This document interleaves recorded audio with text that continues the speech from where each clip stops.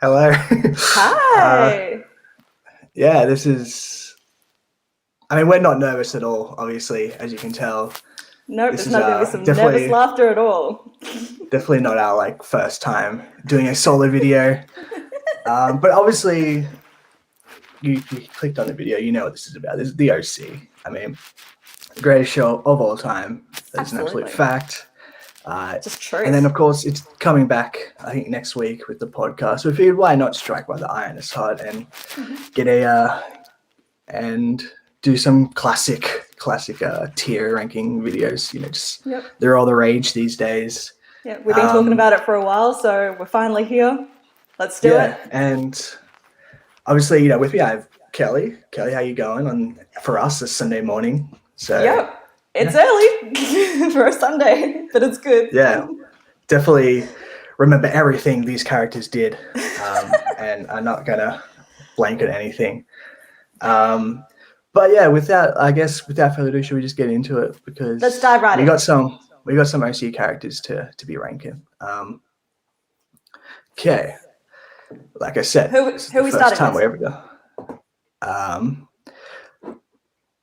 Okay, that's just offensive, and I will ban you if you do it one more time. Okay. Also, what up, Jake? What's going on? And what does it say there? Significantly less Jurassic Park. Oh. That is true, actually. True. Good observation, Adelaide. Okay, let's get to the rankings. Who are we starting with? Oh, by the way, I forgot to say, this isn't officially. We got the blessing to make this an M ranked. This is episode 94, and that's the greatest honor of my life. I think I can speak for Kelly when she did the same thing as well for her. Yeah, I'm going to put it on my resume and everything. Yeah.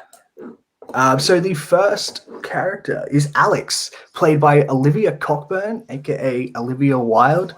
Fun fact, I think did Garth teach her? I forget the whole story is with her, but Alex, she dated Seth Cohen, and then she dated Marissa. Mm-hmm. Yes, that was a thing. Yep. She made her way halfway through the group. Very impressive. Yeah. I mean, one of my favorite moments of the series is when Seth and Ryan just are when they first find out that Marissa and Alex are dating, and they just take a 5-second pause to just acknowledge it and sort of be like, whoa. But yeah, anyway, that's before we do get actually cancelled. Alex, she's again, I think she brought Seth, or she made Seth realize that he's Well, she exposed Seth to more than what's outside his school environment. Yes. And into more social, she gave him a job and things like that. So I really like this character. I think it's a great character. It's representation you definitely weren't seeing at the time. And I think they made her not so stereotypical. They actually made her a proper person. So I like this she a lot. Also, she was 17 and working at a bar and all that stuff. So that's always fun. I love that. But yeah, she was she had problems with her parents and stuff, and so they explored that and her ex-girlfriend. And also, I played by fucking Emmanuel Chikri, wasn't it? Yes. Popped in my head. But yeah, she's legit the only person other than Summer Seth dated in his life, I believe. So that's an honor for her. You don't count Anna? Oh shit! Yeah, that's right. I'm already forgetting Anna. Or did I do that on purpose? Oh, spoilers. I would put yeah. Alex in confidence. Yeah, because that was the whole thing. She was like, "You're a fucking dweeb, but embrace it." Exactly. Yeah, I agree with that. Confidence. That quote obviously is said by kind of a shit character. So, next one is the man who started it all, Hayley Nickel. He's honestly an awful person, but he's just an amazing. He's also a New Zealander, I believe. So you shout out to that. Allendale, yeah. I thought he was Australian or New Zealand because he's from Neighbours and all that stuff. Yeah, I just second guess myself. Anyway, he's one of the two. But yeah. Any thoughts on Caleb? Caleb's one of those characters you get in these teen drama shows of the patriarchal character who's a dick, but has some kind of good moments, but is really just there to push controversy and push storyline. Literally every time he appears on screen, shit's about to happen. Someone's going to be insulted. Like, there's going to be someone's going to storm off. There's going to be some awkward feelings. Yeah, so it's kind of amazing. The relationship with Kirsten and Hayley, like, that wasn't great. The secret daughter, that's not great. The embezzlement, just not great. But when he calls Julie Juju, I do like that. And Kiki and Juju, those nicknames are very cute. Yeah, although I do hate it because that ended up fucking me in a Warzone match because I got asked what is the name of Kiki's cat and Kiki's delivery service. And the answer is Gigi. Kirsten Dunst and everything, and you didn't pull it. Okay, you'd have to fucking slam dunk it. But yeah, I said Juju because I'm obviously in the OC. I know fucking Juju. That's what he calls Julie, and that fucked me up in that Game of Factions match. So yeah, shout out to that. I'm clearly over it, obviously. Yeah, not better. Okay, are you going to go with ew or I'm so stupid because he's a little bit redeemable, or is he just like flat out bottom tier? I don't think he's ill. I'm so stupid. I mean, I could even put him in his own quote. I made an error in judgment, which is like a great way. Introduce yourself to your illegitimate daughter. I made an error in judgment. Like I said, he like has like a whole fucking rivalry with Ryan over Lindsay's like love and affection. It's kind of amazing, to be honest. But also when he does die, I mean, like also spoiler alert for the OC, obviously. He's like gonna try and work things out with Julie. I mean, how much do we really believe that? So do you reckon I made an error judgment too high? And I'm just because I mean, if you do like pros and cons, like I feel like obviously the cons would outweigh the pros pretty heavily.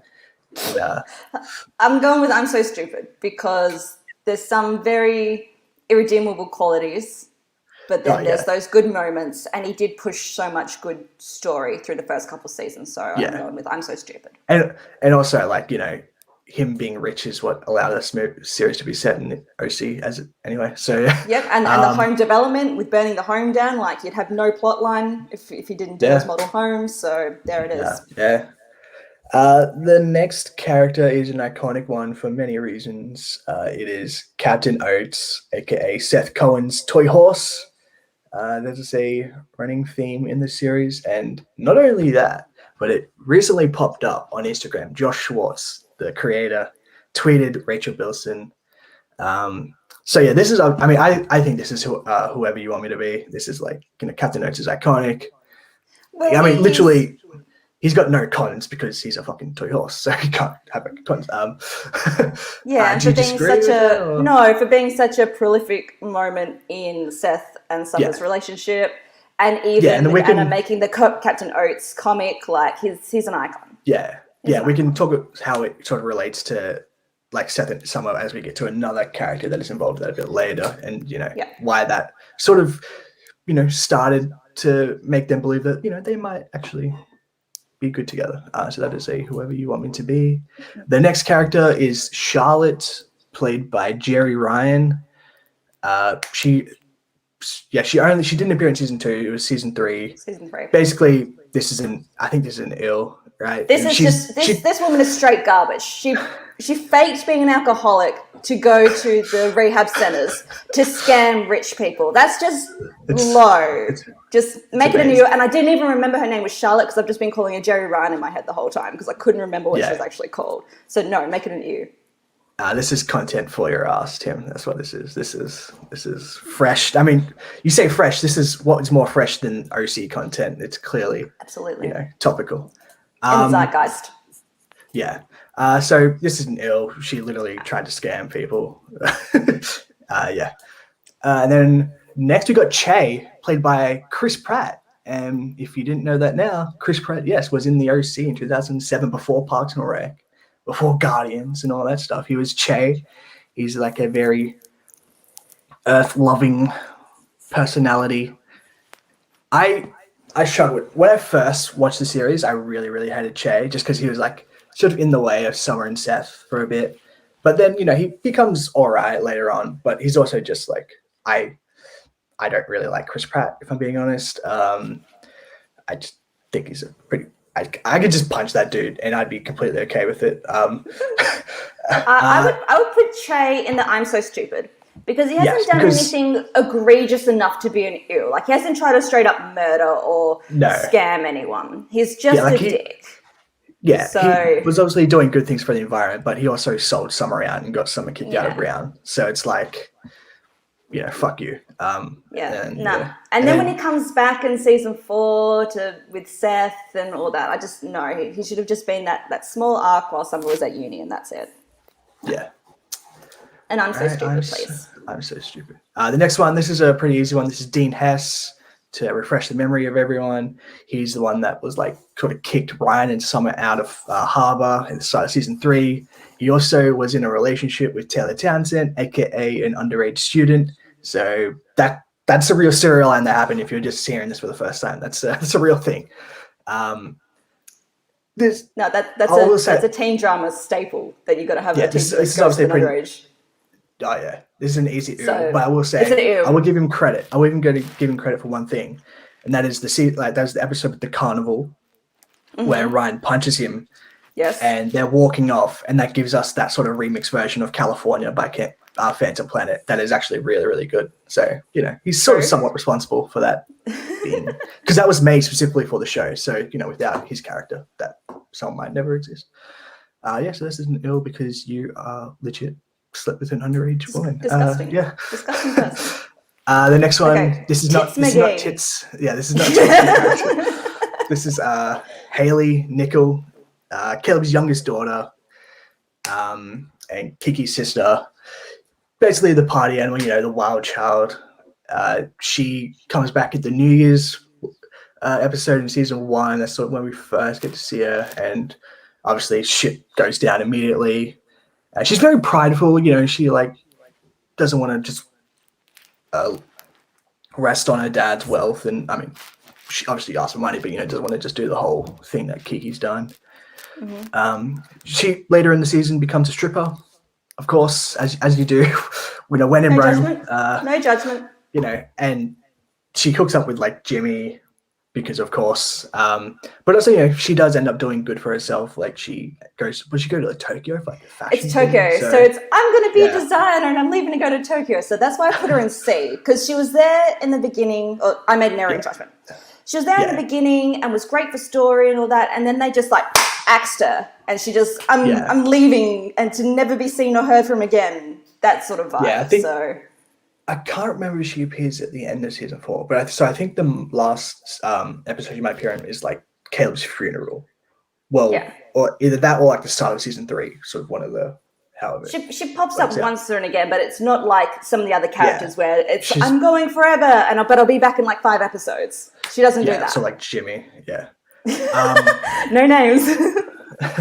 But she was also she was funny. She she convinced Sandy and Kirsten. I always fucking hate the way they say Kirsten because I have to say it. It's just say Kirsten. Why are we saying Kirsten? What the fuck, man? This is California. She convinces them to go to a swingers party. Yes, and obviously the party. That gives us the cute moment. I know you really love when Sandy is holding the watch and he has this look on his face like an absolute dork. It's kind of hilarious. So she's fun. She doesn't really do anything bad. She's just. So I made an error in judgment. One less than confidence. Yeah. Speaking of Jimmy, wait, hold on.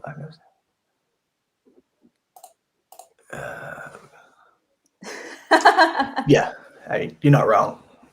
We probably should have planned it, unless we did.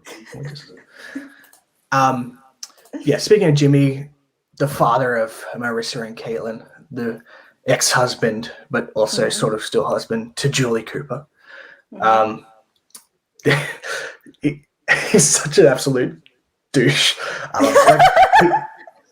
I love him, but it's so hilarious just how in over his head he gets. He has no idea what the hell he's doing. And I get it. He doesn't want to say no to his wife and kids, so that's why he loses all the money. We probably should do character introductions for people who are watching OC, but I feel it's more fun if you just have no idea what we're talking about. We just say the worst things about their character first. the time he hooked up with a prostitute, he's what? That didn't happen to Jimmy. He did try to save Hayley from being a stripper, which is, again, that's a thing that happened. he whatever order he kissed Kirsten in his day. Like, that's the worst for me. That's because they were like high school sweethearts, and she sort of, you know, moved on and she went to college, and Jimmy stuck around, and then of course, coincidence, Jimmy moved into the house right next to him. Sure, that wasn't intentional at all. And, you know, because of that, Julie became very sort of competitive and combative, and was like, so sort of fueled their rivalry at the start. But yeah, he just never really got over Kirsten. And yeah, he kissed her, and yeah, it was a source of some, you know, conflict between certain thinkers that could have been avoided. So Jimmy's a character I have a lot of trouble with, because like on one hand, I think it's great that they showed him like at the cotillion, like breaking down in the bathroom. Was that the first episode? Which one is it where he's in the bathroom and he's upset? That one. Like they did really show. It might be like the fashion show that they did. Thank you. Yeah. So like you said, he gets in punched over his out head. Yeah. That's the one. Yeah. So and you see him like panicking, and you do see the struggles of what it is to be a provider. So like I like that side of him. Yeah. But then he just does those dick moves like kissing Kirsten and like hooking up with Hayley, and it's just so creepy to me. It's like I couldn't get my high school sweetheart, so I'll be with her sister. Like it's very Little Women. It's just weird. And then Josh Schwartz I'm just going to go be on a boat. No. Did he? Yeah. He did. No. I just made that up. And then I'm going to go be on a boat, and oh no, Sandy, let's do a restaurant. Like he was just an erratic character. So yeah, and then I love it, but it's weird. Yeah, I'm leaving forever, but I'm not. But then the father-daughter stuff, the father-daughter stuff with Marissa, I always really enjoyed. I thought that was some of the sweeter, better moments. So I put Jimmy in confidence. Yeah. Well, really? Where were you going? I made your own judgment. At best. I mean, he's like, he legit, after Caleb died, he legit got back with Julie purely because of he thought she was going to get like millions and millions of dollars from the will. And he was like, he'd already made deals, and he was getting beat up by like some OC mafioso type of thing. And it was kind of hilarious. And then that's when he says goodbye to Marissa again. And she's like, well, if you're going to go, just go. I don't want you coming back. That type of thing. He's like, yeah. Well done. He's like, bravo. Then he goes like to Hawaii again. So it's okay. Yeah, so I made because he's definitely I made an error. That's fair. Sure. I was getting on my own hype train about the relationship, so that's cool. Yeah. I mean, like I said, I really like that. You know, they showed the father-daughter relationship. It was really fun at times. And like he wouldn't take no, even though Julie would be like, "I'm gonna get full custody," and like, you know, send her away. He was just like, "No, like." Stop. Yeah, and I feel like at the time, like a lot of father relationships would be like, "Oh, well, fine," you know, and back away. But I like that he did really fight for the family. Yeah, hopefully that's all any father took from Jimmy's character and not anything else. Yes. So our next character is the legend himself, Johnny. Yo, Johnny! I love it. I always love when Chili says that. So this is the season 3 version of a recurring character that we will mention, later on. Do you want to do it now, or do you want to put them all in like sort of back to back to back, or do you want to spread it out? However you want, love. What do you think's best? We can just we'll do Johnny. Get Johnny over and done with. Okay. So Marissa goes to public school. She gets expelled from Harbour, as we previously mentioned, by Dean Hess. She goes to public school. She meets Johnny, who's like the surfer that is going to go pro. He already has a girlfriend, and then he has like the public school version of Seth and Chili. It's kind of just hilarious. Well, first of all, I love the way OC depicts public school. It's like still like kind of. It's still like a private school, yeah. Yeah, it just makes me laugh every time I see it. So what are your thoughts on Johnny first off, and then we'll sort of go from there? When I was first introduced to the character, I'm like, great, someone a bit more chill, considering all the drama that had been happening from the call for and all that. I'm like, he was very laid back. Yeah, and he seemed a bit more cognizant of like, I'm staying away from Marissa because I like Marissa. I'm like, good for you. That's very self-aware for a teenager. And then they just dragged it out. and they dragged his character through the mud, and then they made Marissa go between the two, and I'm just like, that's just not the character you started with. Like, they did him wrong, in my opinion, and I just ended up not liking the character, which is unfortunate. Yeah, because at the start, like, Marissa's like, I can talk to Johnny because Johnny has gone through stuff. And I do get the whole thing of, like, talking to some guy that also went through something traumatic is different than to just talk to your boyfriend who was very, very involved in the traumatic experience. It's like when Marissa would say, I can tell Johnny things that I can't tell you, Ryan. It's like, I get that because obviously the thing that happened with Trey is his brother. So it's like, it's very, very weird. He can't be impartial. He can't hear that. Yeah. Yeah. And so I like the way that started off. It's just obviously Marissa being Marissa. Like, no. She like, it's like a fucking spider. She like lures these like guys in and just traps them, and then they become infatuated with her, and like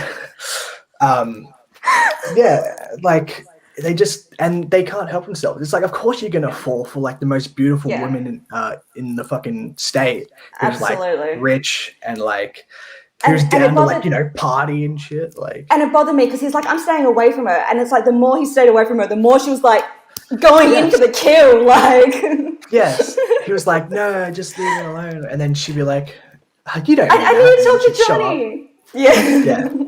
I mean, she was like saying over. I mean, we're getting more into Marissa here than Johnny, but you know, Johnny, he had a tough life. Like, he had a single mother and stuff. Also, their house was still like pretty fucking sweet for being, you know, a single mother and being poor off. But you know, Orange when County, you first watched it, and there's the death scene, and he's standing on the bank and he falls.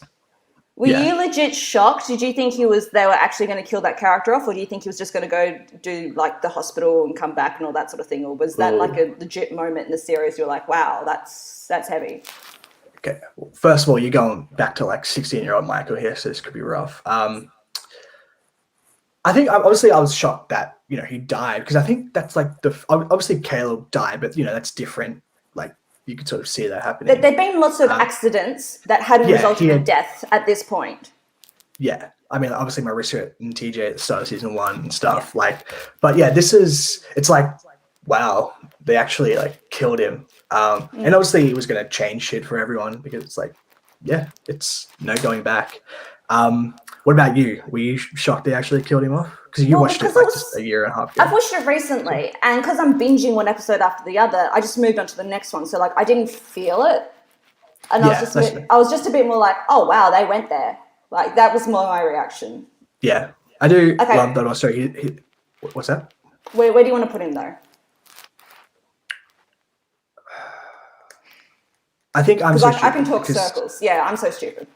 Because as much as I do want to put him in ill, again, he never did anything egregious. It's not the character, it's the circumstances. Yeah, he just caught feelings for a girl who would not leave him alone and happened to be very, very beautiful. Like, sorry. That's gonna happen when she's like, you know, nursing him and sleeping at his house. She's literally sleeping on his couch next to him. Of course he's gonna like catch feelings. No, because Shailene Woodley is like nothing character. I mean, she gets shipped off to boarding school so early. Yeah, and then you forget about her until season 3. So it would just be Will Holland. But yeah, again, I'm so stupid is fine, because again, also he was stupid. It's like, come on, man, you also know what you're doing. And I mean, also he went to like fucking rob a convenience store, and then like Ryan had to stop him. And then cops walked in like 10 seconds later, which just cracks me up that he was like legit about to rob a store. Fucking Johnny, the surfer. I forgot that happened. Yeah, he's so stupid. And he's so stupid. We can move on from Johnny. But I will say, his death, I think in the next episode, they have the funeral, and the song that plays is a Sufjan Stevens song, which is a really good song. So shout out to Johnny Dine for having a Steven song in OC. Next one, again, another iconic character is Julie Cooper Nickel Roberts Bullet. I forget what she ends up going. I was really hoping you would have been able to pull that. I was like, yes, because I cannot remember how many surnames she ended up having. I think she also tries to get with Ryan's dad in season 4, right, as well, because that was the whole thing where it's between the bullet and Ryan's dad. So she could be an Atwood. But Julie Cooper this is a character that I've been struggling to rank. Okay. Because she's iconic. She has, there's that one line she has where it's like, if I'm going to be swallowing something disgusting, there better be something in it for me, or something like that, which is just amazing. I think that's the one I sent you on video. Like, I take them like, did that just happen? Did that just happen? Yeah. I think it was. I think you're like, I love Julie because of this. I love Julie so much. But also, so she's great. She's a mainstay of the series. She's, very protective mother at times, but also she's kind of an awful person at times. She goes along with Charlotte's scheme to scam Kirsten in season 3.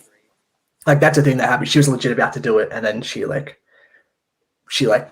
to her senses. It's like, well, first, and then she was also going to try and murder Caleb. She just happened to dump the poison thing out before he died in the pool, so she was absolved. I do love this little story arc in season 2 where she did a porno tape back in the day, and that guy comes back and tries to blackmail her. That's just funny to me. Again, she was also, not absolved of blame in making Jimmy go bankrupt. She was definitely a part of that.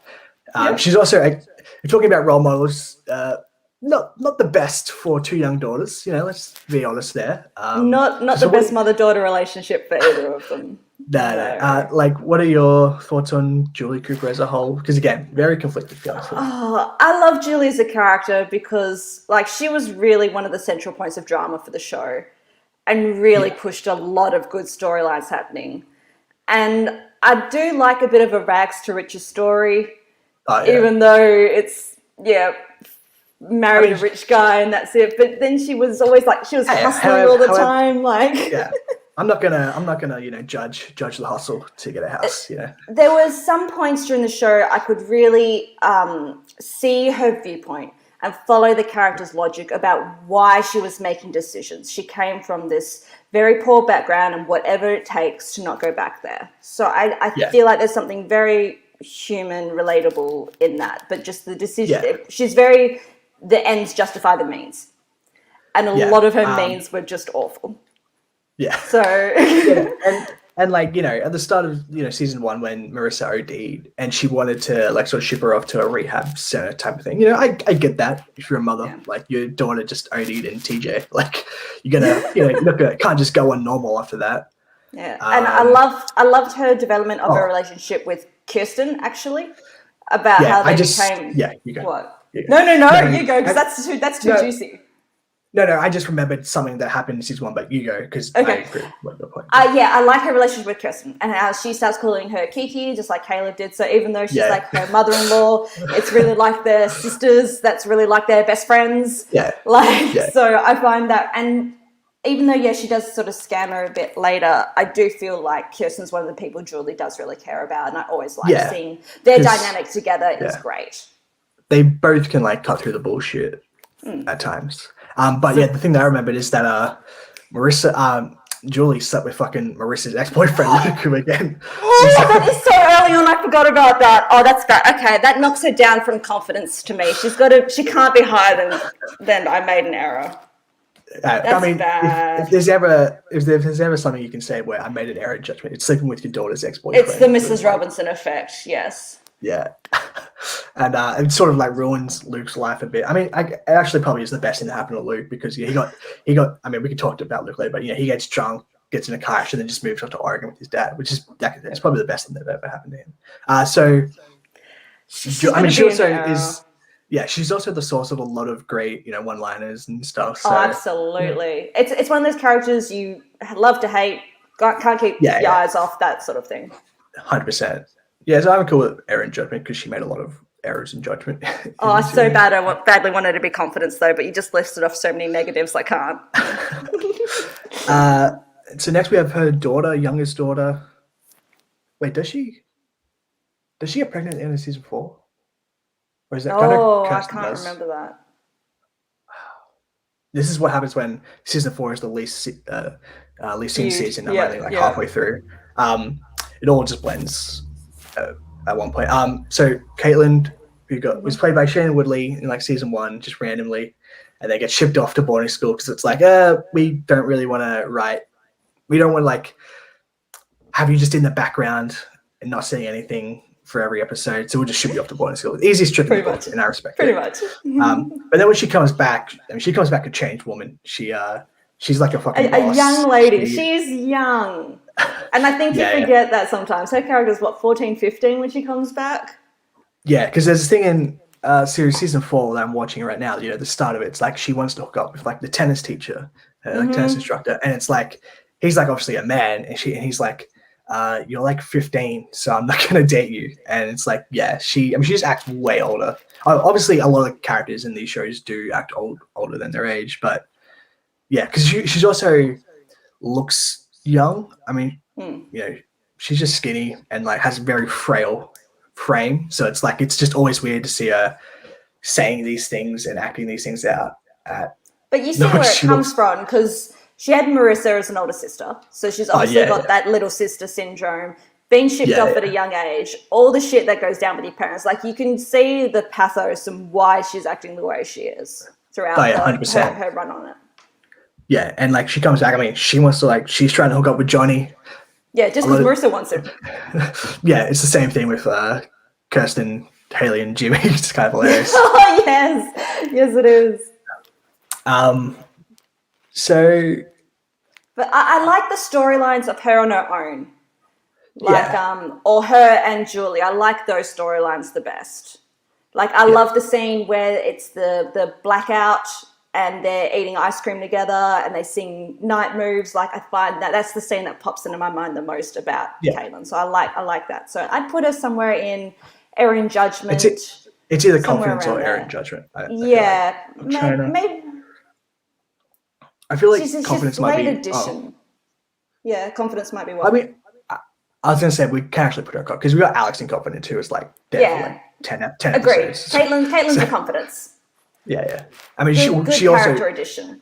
She also has the most confidence of anyone in this show. So wish I could have half of it. That girl knows what she wants and gets it. Yeah.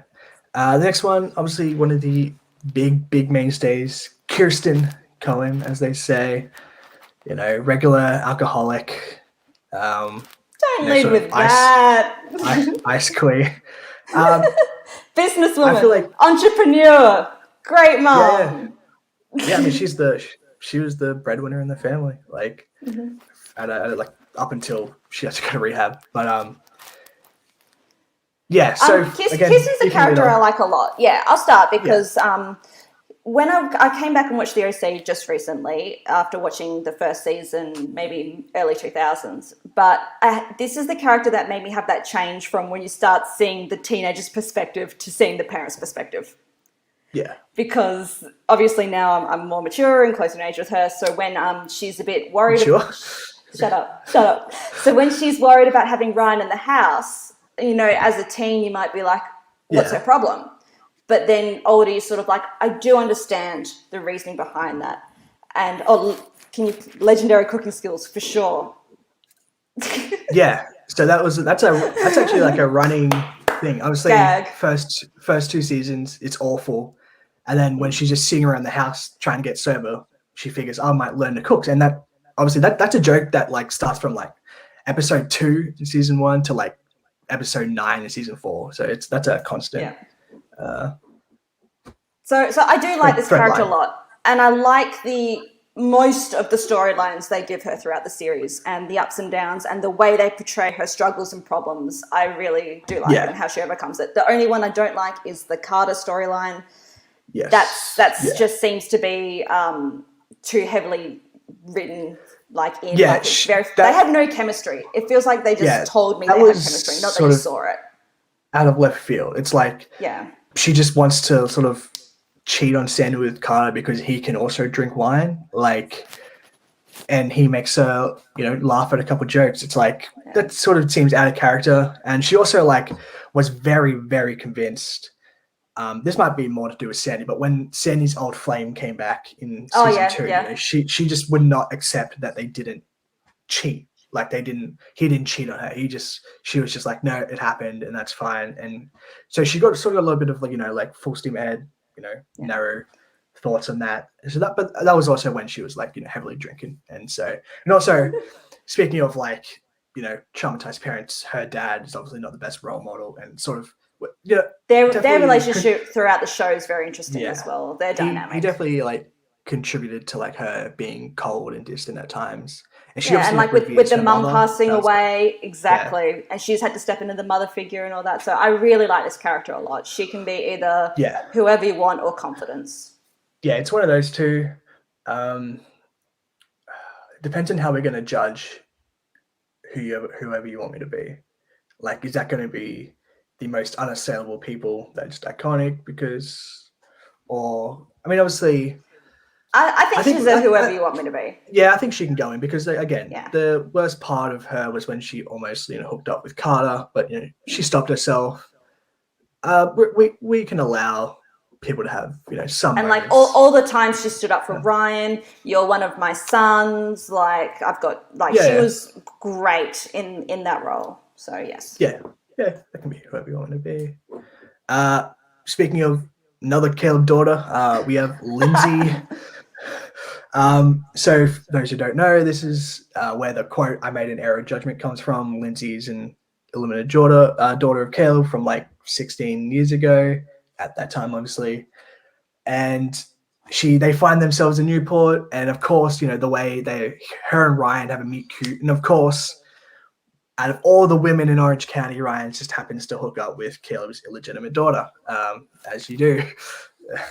There's a lot of those running around in Orange County. I probably would bet. And I like her. She can be very sort of sarcastic, and she's very, again, her car, the way they depict her car, it's like fucking like smoke coming out of the muffler and exhaust and all that stuff. So it's kind of funny. But again, you go to her house, it's like a fucking 5-bedroom house in Orange County. Like, okay, calm down, guys.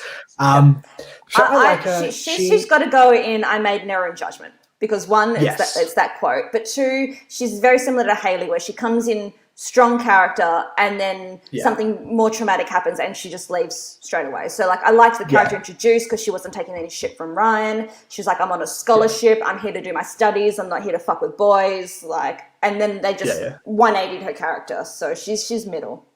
Yeah. She also, for Chris Becker, she does make Young Claus, which is because they were going to go and uninvite her, and then she showed Ryan, and Seth was like, sweet baby Jesus. Like, that is beautiful. She did change Chris Becker forever. Yeah. And obviously, like, the way when that whole thing gets revealed, I think we were talking about this the other week of, like, she's going to who's legit, like, traumatized. This will fuck her up for the rest of her life. Her dating someone that was, like, technically her dad's, grandson. Like, that is, I don't know how you come back from that. Like, that was the turn that was just too soap opera-y. Like, it was they didn't need that twist. Yeah, like that's pretty fucking brutal to like a 16-year-old girl. But yeah, I think this is an easy. I made an error of judgment. Yep. Next one, the legend himself, the guy who shaves his chest like I do, Luke. He says the most iconic quote from the series: "Welcome to the OC, bitch." Like that is, I think he's another one that's sort of flawed, but his flaws aren't too bad. I mean, yes, he did hook up with Julie, but do you put more blame on Julie for that? Like, he's just a 17-year-old kid. But also, he starts off the series just straight trash because he's cheating on Marissa McCauley and antagonizing Ryan and a water polo douchebag and all that. But then I do like the mid half of season 1 where they sort of include him in the group. When they take him to the Rooney concert and all that sort of thing, being more dorky, I think it's quite cute. But it's and then they give him the good out as well, like you said, like going to Oregon and all that sort of thing. And honestly, the storyline with the dad, I thought was great because he was calling people gay the whole time, and then his father comes out as homosexual, and like that's the turn for the characters. But I'd either put him in I made an error in judgment or I'm so stupid. He can't be higher than that. Yeah. Also, like, a point to his character is he was like sort of the first one to believe Ryan about Oliver. He's like, Yes. there's something weird about this guy, and he goes and asks friends at the other school that he knows, and they're like, I think they're like, they don't even know anyone, and that he's the one that sort of tells Ryan that Oliver, I think, Be like, careful. Yeah. cut himself or something like that. And that was sort of what ticked off the whole thing.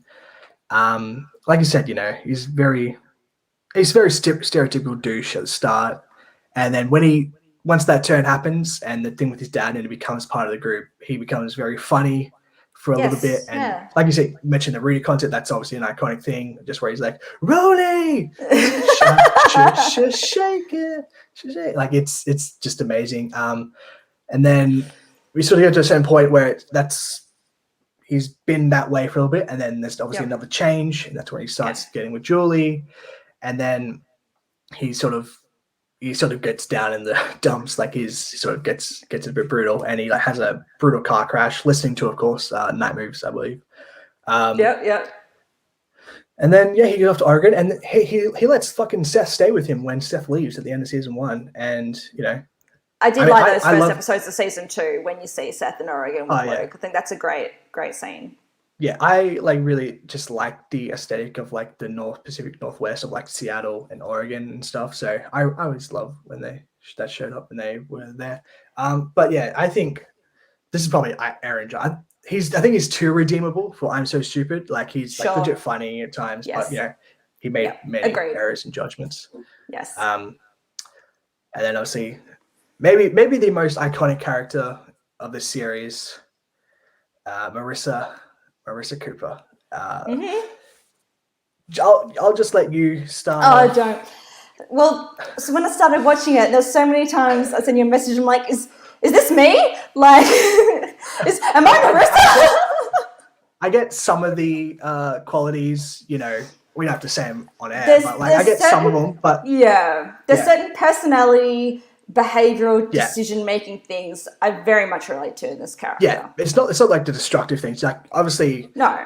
Obviously, what we are talking about is the time that you were in Bali and you OD'd, like, and that's how you relate to. Just the kidding. Time folks. I shot my boyfriend's brother. That time, I lived the what you say in real life. It's too close. No. Again, we don't have to mention them, but there's definitely some things where it's just like you relate to some things, but then Marissa like takes it to like level 20. Yeah. So like there's I guess what I mean is I'm very empathetic to a lot of things about Marissa. Like I understand what she's going through or why she's making these sorts of things. But at the same time, like you said, she takes it to the next level. She doesn't learn lessons. She does some pretty irredeemable things. And it's just so destructive. And it's just really, it's a sad thing to see. It's a sad character to me.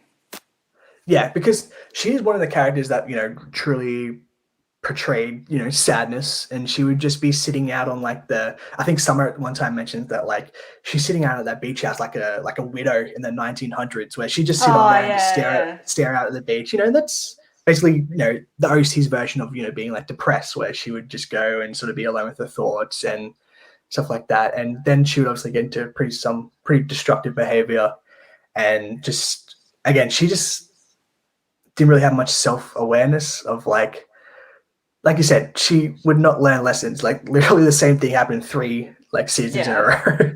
And then just in terms of like, I get it. She's a teenager, she's just throwing away college and stuff. And it's like, and she would just go party with Volchuk. It's like, really? Like, but by season 3, it was just so rough to see. Yeah. And she there's a part where it sort of turns where she sees Volchuk's friends about to, again, like sexually assault, under the influence woman, and she comes and saves that woman. Yeah. And it's like that's when she like kicks everyone out. She sort of gets back in line, and then like 2 episodes later, she's back in Volchuk's bed. It's like, right, what the fuck? And she's like taking Volchuk to prom. It's like, and then Volchuk there hooks up with someone else at prom. It's like, what did you think was going to happen, Marissa? Come on, man. Like, this is what happens. This is who Volchuk is. But yeah, again, she there's a lot went through of the ringer. There's a lot of moments with her and Ryan I think are just so adorable. Like I love the New Year's Eve scene when he runs through the door. That's iconic. Yeah, that's one of the best moments of the whole series. Nothing. So can you compare? I say I love that song. And I love her friendship with Summer. Like I think their best friends is just really cute and they're supporting each other. And I always like seeing that in the TV show. So even though we sort of led with a lot of bad things, I think there's so many good things about this character as well. And that's the part that makes it sad. Also, like a lot of her, some aren't, you know, what do I want to say? Some like her decisions to, you know, be caring. You know, that's like understandable. You know, she just wants to be. She's that type of person, and she can just maybe get in over her head and doesn't. Again, she's not the most self-aware.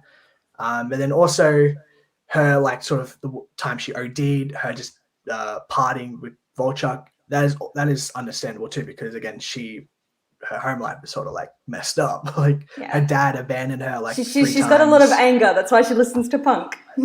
Yeah, and and then like her mom like slept with her ex-boyfriend. That's sort of I don't know from experience, but I'm gonna assume that's probably will mess you up a bit if you're like a 16-year-old girl.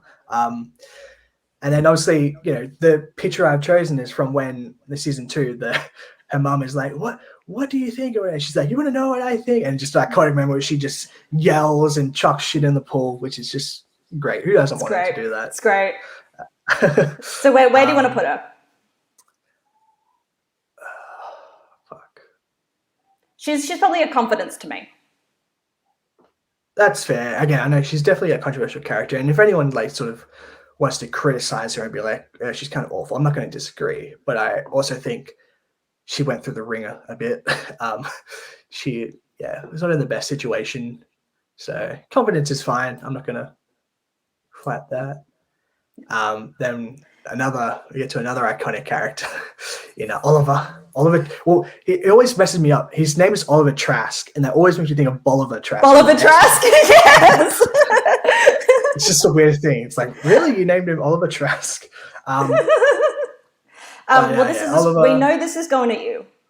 Yes, yeah. This is the change at the last half of season 1. This is the what instigates all the drama at the end. Yeah. But he is responsible for the golf cart Oliver Crazy Eyes, which is amazing. I think it's the song like "Away From Me" by Puddle of Mud is playing. It's like, "Away from," and then it's like coming over the green.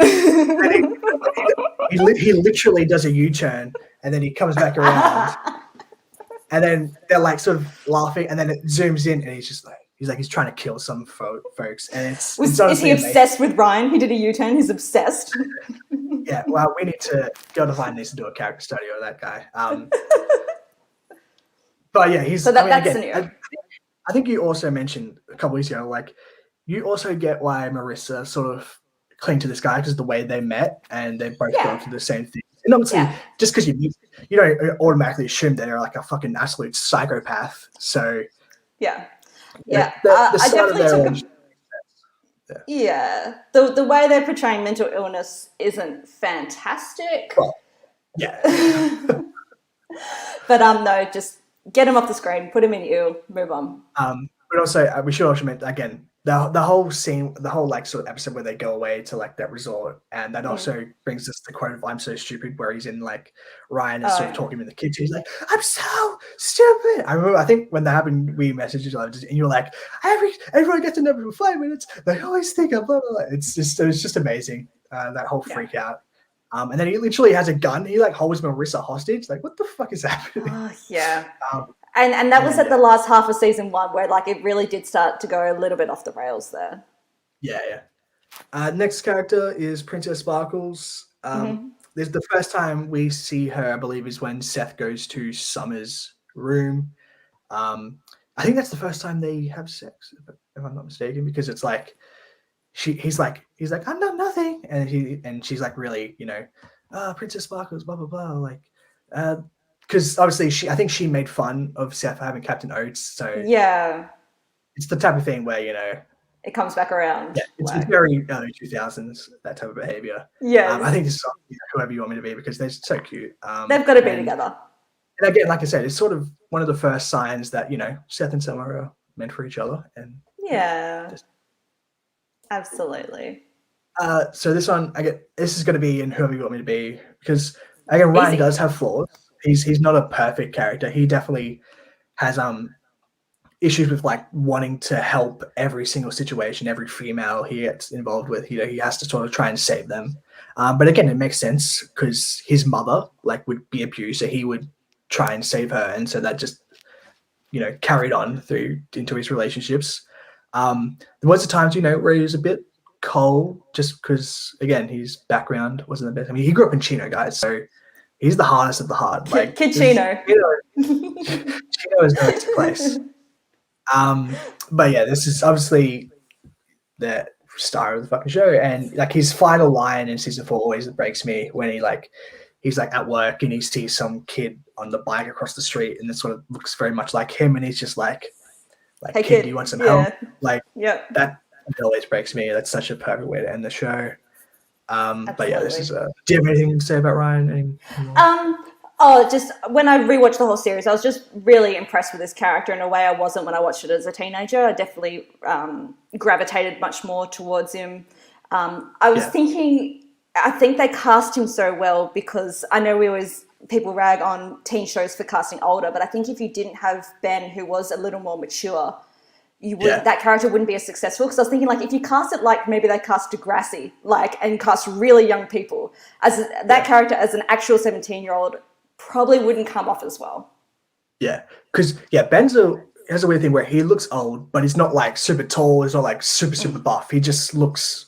He just has a strong jawline, basically, so that makes him look old and can get away with a lot of stuff. Oh, and the leather cuff just in the first season. Yeah, cufflinks and the hoodie. Yeah. Again, another iconic character in Sandy, the Sandman Cohen. Anything you want to say? I think when I first started watching you, I met him. I'm like, Sandy Cohen is such a bro. He's just great. Yeah. He just goes surfing. Yeah. He's just one of the guys.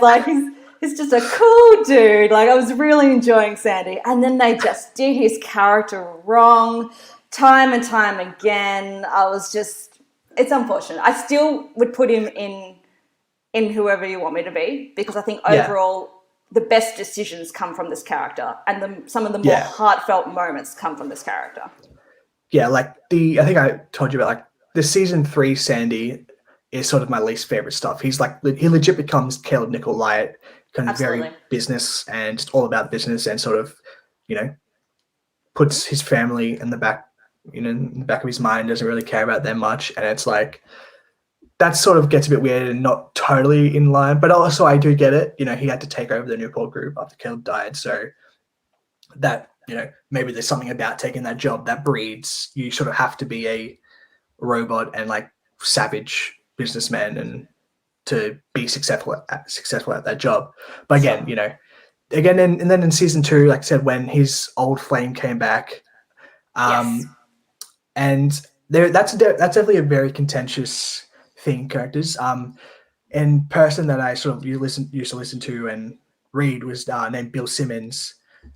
He used to have an old thing on page 2 ESPN, and there's a whole series he had where he emailed with Josh Schwartz, and one of his things because he was a big OC fan, one of the big things that he didn't like was what happened with Sandy and his old flame in season 2, and he thought that was completely ruined Sandy's character. And some of the things he said I agree with, but also I completely get what Sandy was going. That is a character, that's someone who was in his life, and because of circumstances, there was a explosion or something, she had to disappear. So it's not like he fell out of love. It's one of those things where it's just she just disappeared, so he had to move on. And it's those feelings are always going to be there. And I think that's okay. He never cheated. Whenever things got a bit weird, he sort of stood back and was able to recognize. There's maybe one moment where they were drinking wine, but then he was able to quickly sort of step back and to be I can't continue this. So that, that's a very sort of controversial thing with fans about, Sandy's character. But I think it all worked out well. And season 4, he's great. He's, you know, back to his going surfing again. There's an episode where like he asks some like guy that works at his firm to go golfing, and it's really cute where it's like they golf and Sam's about to hit the ball and the guy's phone rings and he's like, oh yeah, it was just my kid, blah, blah, blah. But then 10 seconds later, it's like, I got to be honest, that wasn't my kid. That was just my wife asking if I'm having a good time with my friend. Yeah. And like, it's like so cute, you know, that he just wants to hang out with the guys. And so, yeah, this is definitely whoever you want me to be. For sure. I mean, he literally, you know, he made the show happen by bringing Ryan home. So absolutely. Yeah. And yeah, he's the source of Yugoladis. And then another kind of character, we're sort of getting into the big ones here. Summer Roberts. Yeah. So Summer Roberts. Oh wait. What? I think I just remembered who I forgot. I just forgot fucking Seth Cohen. Why did you tell me this? I fucking asked you. I forgot anyway. Because I was too busy looking at all the girls. I'm like, hang on, that one. Do you want me to talk about some of them? Sure. Can you fix things? Okay. Yeah. I'll have to like go and edit it, but yeah, it'll be fine. Okay. You go, Summer. Summer is probably my favorite character throughout the show. She has the best character arcs, the most developments, from where she started in the first couple episodes, being just like this secondary character to all the development she had throughout. She has some of the most iconic moments, iconic lines, best fashions. I love this character. I'm so glad they kept Rachel Bilson around and really fleshed out Summer. So, yeah. Yeah. I don't know if I go to edit it, if it'll probably have to it'll probably reset. I might just take a quick picture of it. This is great. This is great content for the people here. You can always substitute Captain Oates as a Seth. I might do that. But yeah, but do you want to like sort of talk about Seth at one point, or yeah, okay, then we'll leave that to the end then, because then it obviously ends with like Anna, so we can talk about them. So yeah, Summer, obviously iconic. You know, she suffers from rage blackouts. You know, something we can all relate to. Again, yeah, she's you know, the way she goes to college and finds herself, and you know, just dramatically changes. That's very realistic, and that happens. Yeah, I love when she says like, "You and I are meant to be together, but I need to go find myself now." I find you don't hear that a lot in TV shows with young women saying that, so I appreciate that. Yeah. And then I also love that, you know, she's someone who puts on the image of, you know, at the start she's like getting drunk and high and wants to try and be like, you know, a whore, but really she just isn't. That's not how she is. She just, you know, sort of projects that image because that's what she thinks is cool, and that sort of was what was cool at that time. And yeah, she obviously iconic quotes, ill. That's sort of a thing that has, you know, stayed in the culture. Trying to think anything else. Summer. Yeah, no, and also I think I've mentioned this to you before, but the way she says in season 4, like when she's talking to Seth about Marissa, she's like, you know, I just miss my friend. Like that always breaks me. That's a really sweet moment. So this is whoever you want to be, right? Oh, 1,000%. Yeah. We know what this guy's tier is, but so this is Trey. Again, as someone said, you know, Tom Hardy, Logan Marshall Green, the legend himself. I really like Logan Marshall Green. Like I think he's a great actor, and he's like so good. He's like weirdly too good in this role. He just plays crazy so well. So yeah, straight up, you know, thoughts on Trey to start us off. It's a difficult character because, like, obviously, we should say, brother, you know, he legit tried to rape Marissa, so we'll just say that up top. Like you know, that'll make you a weird character to talk about. Yeah, it's some of the especially towards the end, the decisions are just so bad. So he's got to be an ew. But some of the moments with him and Ryan being brothers, I think, is very sweet. Yeah. And especially like when he's in jail and he's like, I didn't want this for you. Like, you go live your best life. All that sort of thing's great. But he's got to be an ew just for the decisions. Yeah. And it's like, I really like that, you know, sort of, you know, two sides of the train track where it's like Ryan was always had his own straight and just was smart, and Trey just was not about that. Obviously, Trey being the oldest, I'm sure had something to do with that, where he was alone for a period of time, and that sort of messed him up. And yeah, you know, it's he was always very protective of Ryan, but also very just did not really give a damn about anything. And yeah, there's not really too much to say because the beach scene is really hard to watch. It was like trying not to look at my iPad and watch that. That was hard. Yeah. And then we've got the season 3 version of this character. I don't even want to talk about it. Can we just put it in ew and move on? It's so bad. It's so bad. Oh, you don't like Volchok? Wow. Really? Is he going to be whoever you want me to be? I mean, some say that him killing Marissa was the best decision the show ever made, but but I'm kidding. He's just Give me your dot points of the worst thing he's done. Well, I mean, he killed Marissa, so that's pretty big. And what else? What else about the character? I mean, he stole money at the prom. He stole Taylor's money. It just was again the source of he sort of got Marissa down and not that Marissa's absolved of any blame, but he was very influential in Marissa sort of going down that path of just forgetting about school and not attending school and getting drunk, blackout drunk and high. And Marissa did cocaine because Volchok was like, hey, do you want to do some cocaine? And she's like, sure. Stuff like that. And yeah. I mean, I do love they try to do the redemption arc and it just doesn't work and they scrap that very quickly. Yeah. And then season 2 actor or character Zach, he's the one that Summer got with when Seth went away. This is a very interesting character in terms of, obviously, if you're coming at this show, he's obviously going to be someone you sort of are immediately against in terms of you want Seth and Summer to be together. So this guy, you rooting against him. But, you do get where he comes from. He's also, him and Summer aren't terrible together. They have, a lot of cute moments. He's very sort of, it's just the way they sort of do it where he sort of turns sinister at one point where it's he went away to Italy or something. Summer leaves him in the airport, but you sort of see that coming.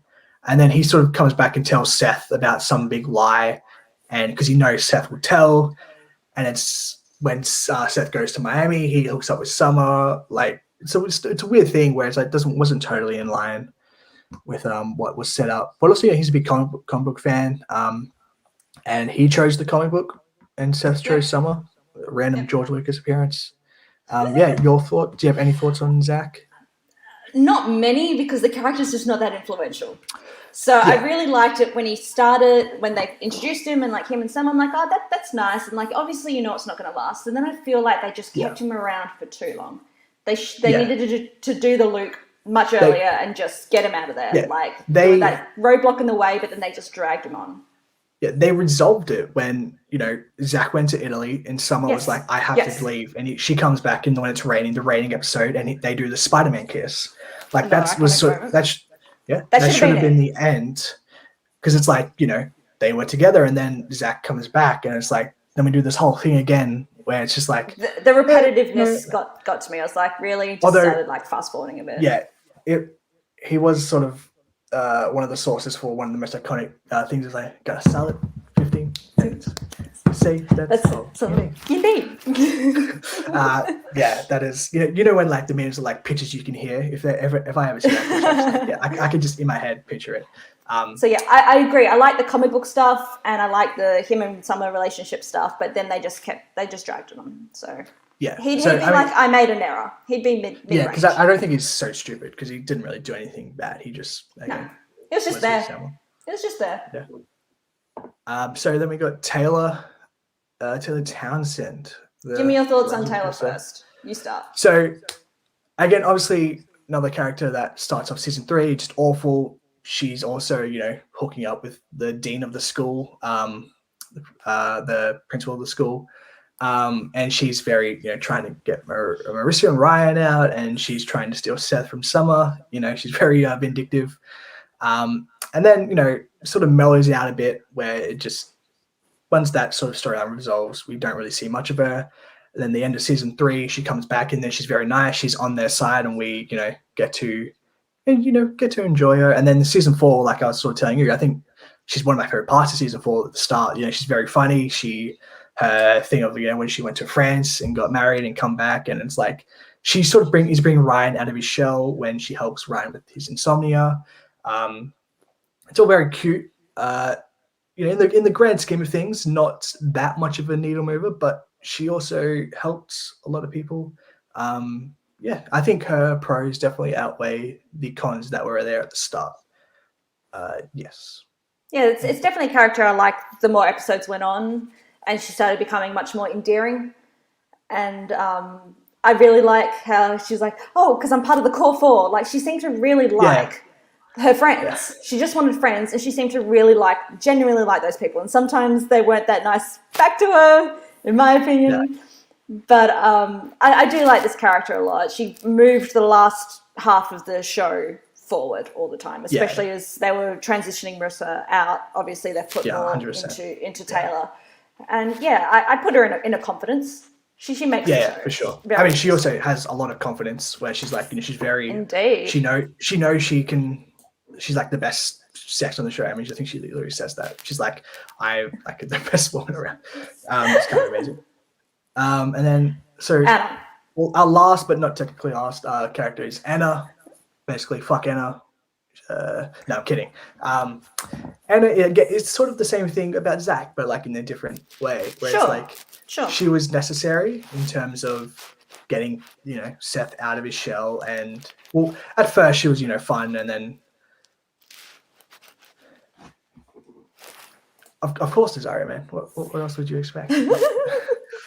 But yeah, so she was fun at first. She has some iconic quotes, one of which is your screen name that you mean Marissa's one of those Princess Mononoke types. Oh, which friend was like, what does that mean?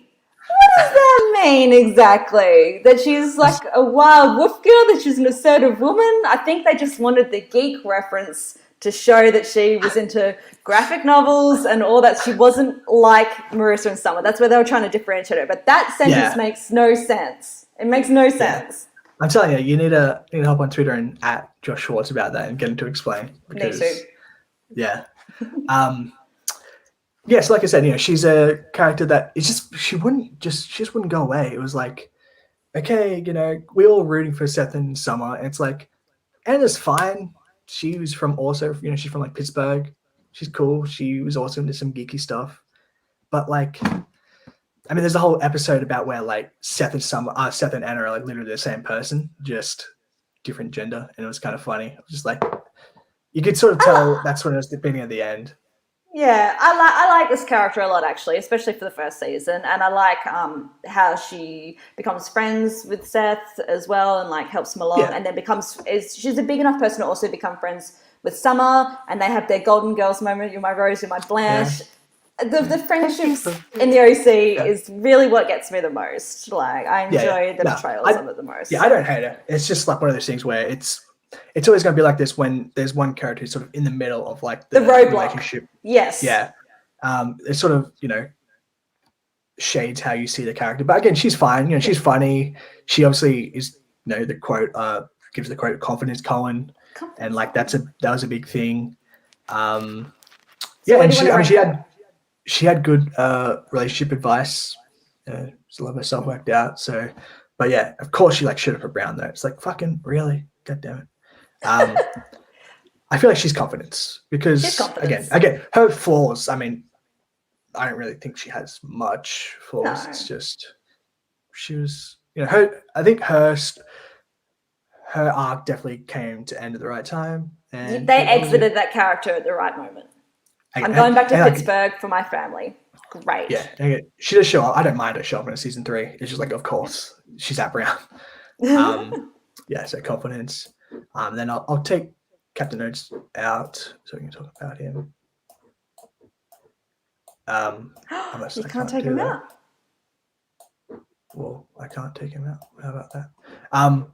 But yeah, so technically Seth Cohen because I'm a dumbass. So you can start us off. Thoughts on Seth?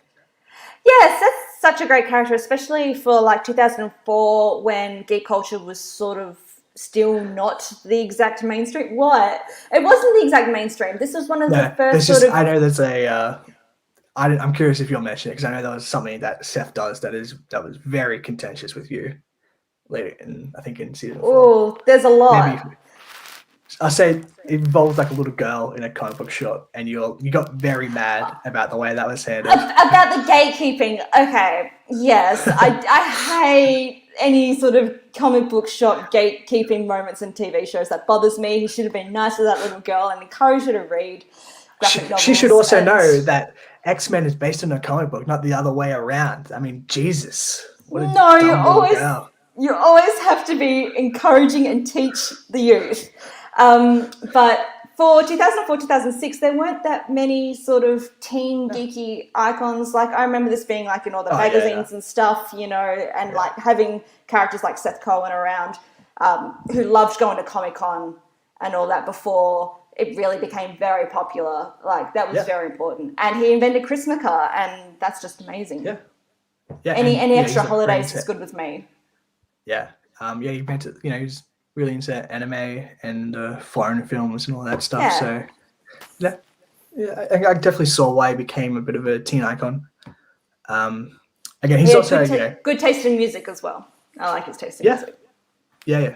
Again, he's another character that, you know, over the course of 4 seasons, you're gonna do some dumb shit, and it's like, you know, like and it makes sense. He was like the whole thing about this end of season 3 where he would was just straight up lying to Summer and then just like not telling her that he didn't get into Brown for like no reason at all. It's like that went on way too long. Like I said to you, where like the start, like the first half of season 3 is some of my favorite Seth and Summer stuff. You know, they're together, they're like trying to get Ryan and Marissa back into Harbor. It's sort of them against the world type of thing. Yeah. And then once they start talking about colleges and stuff, then it sort of really drops, and it's like it's just not what we want to see. And it's like Seth is, like I say, he's legit lying. There's the one, all of a sudden, one random episode, he wakes up, he's like, you know what? I'm actually kind of stressed about college. Hey, Caitlin, like, you got any weed I can buy? Like, that was never ever set up. They really did a big left-hand turn with that character in the story. It's like all of a sudden he's like on the pier trying to buy weed and stuff. It's like, what the hell is happening? But again, obviously, very funny, very quotable. You know, we both like burritos. Like, that's an iconic quote. I mean, he obviously has to be in Whoever You Want Me to Be. But just again, you know, he's not flawed. Like, he's not flawed. Sorry, like, he's got flaws. No, yeah, not perfect. He's definitely, you know, a little bit. He does make some bad decisions here and there. But overall, obviously, he's iconic and, you know, survived the whole thing for a reason, and still, you know, prevalent. And Adam Brody, like I said, the stock I bought back then is really paying off. I feel like if you make a reference to the OC, 9 times out of 10 you're making it about Seth Cohen. If like there's a TV show or something that will reference it back, he's like one of the points of reference. That's fair. I get that. I think unless I miss any other major characters, which I don't. No, you got tits in there. That's all I can. Yeah. No, that's all I'm looking at. I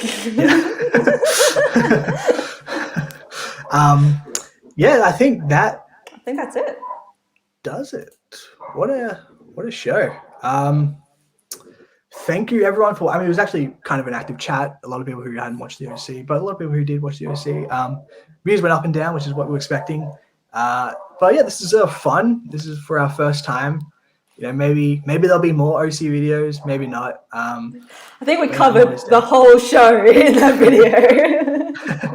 Yeah. That was good. Yeah, so that was fun. Thank you everyone for joining us. Thank you for Kelly for, you know, watching this. I know you were very nervous about this, so thank you for sticking it out. You didn't have any trash takes, so I must have held back. I don't know. They didn't come to my brain when it was on. Like, I was like, oh, this is nice, and I understand this person. I was much more nicer than I thought I would have been. And yeah, that's the reason we did this show. Yes. We're just here to help you. Thank you very much. But yeah, so I think we'll probably end it here. Thank you guys again. Thank you for joining us. Thank you, Kelly, for joining me, and thank you to Josh Schwartz for first of all obviously creating the OC, thank you to everyone involved in the OC for giving us this wonderful, wonderful show. Oh wait, I think I'm supposed to play Rhinestone Eyes. Give me 2 seconds. Vamp, Kelly, vamp. Oh, what you say? I thought that's where that was coming. Just sup. There it is. Let's go. Okay. Okay. Peace. This is great. What a way to end this.